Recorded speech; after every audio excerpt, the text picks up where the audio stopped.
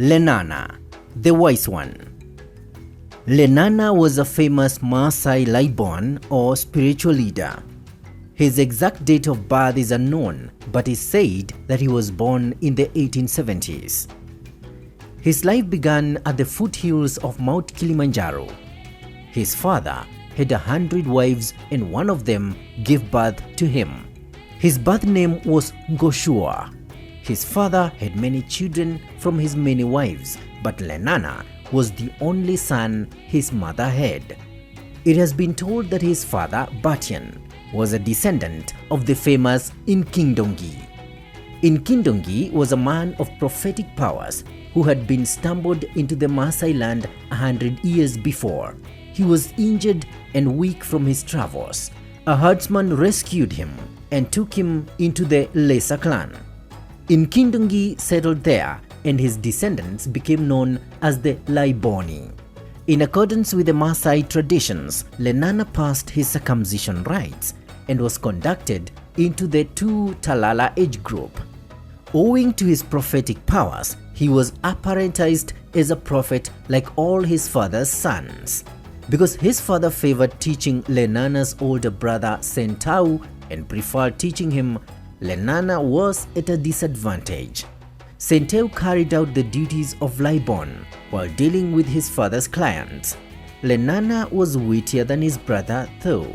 Lenana observed his father's work whenever he could, and through this, Lenana completed teaching himself the Laibon skills. He had his own following of clients in no time. When Batian was on his deathbed, he said that whichever son he called to him at the moment of his death would inherit the possession of Laibon. Lenana had come to age by then.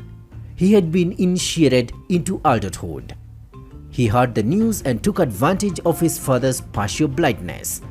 Although due to the fact that his father was senile, Lenana inherited the place of Laibon.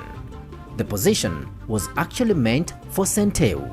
This was the beginning of a lifelong sibling rivalry between the two brothers, and it was further exacerbated by drought and livestock disease.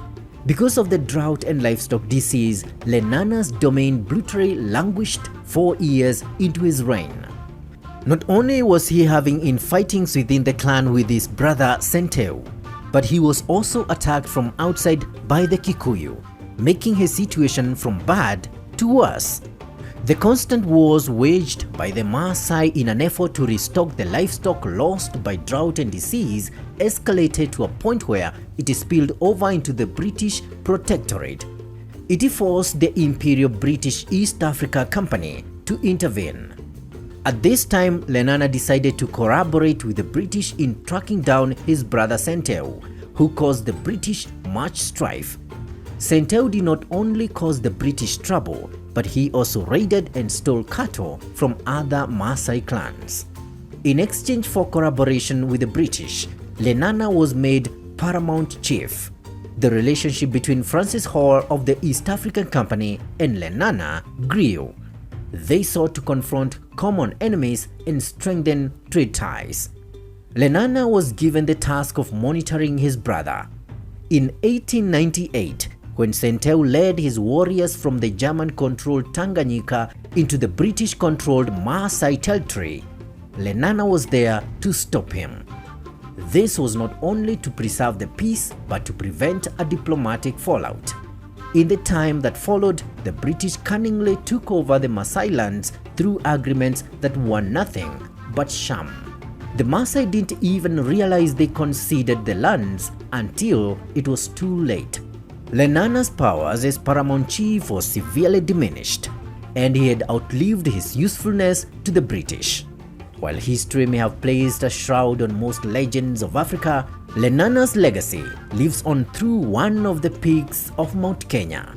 It was named after him.